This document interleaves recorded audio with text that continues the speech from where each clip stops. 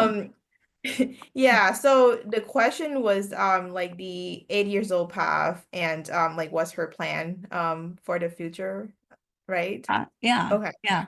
Yeah, so honestly, Kim, like what we talked about before, my whole life I've always been a planner. This is like the first time in my life that I actually choose differently. I So I'm a Buddhist, but I believe in God.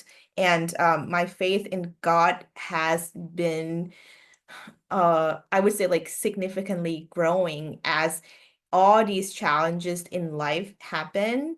I feel like as I'm leaning towards, more of my faith, more of God, I get closer to feeling being fully myself. And so the plan now is that basically I'm just gonna go with the voices inside me, I believe that those are not just your higher self talking to you, but also God, talking to you and just, have God lead the way.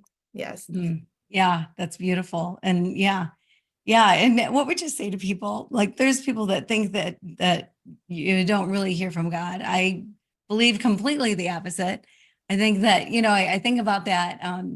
I don't know, the analogy somebody used, there was a guy on a roof in a flood, and there's all this water around him, and he's like, God, save me, save me. And then somebody went by in a rowboat and asked him to jump in. He's like, no, no, God's gonna save me. And a helicopter comes to save him. He's like, no, no, God's gonna save me.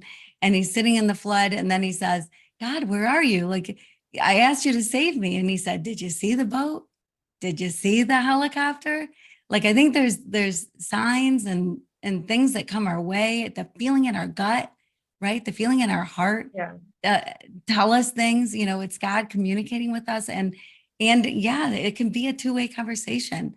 Like, if you desire to hear from God in whatever that means to you, you can, but be open to it.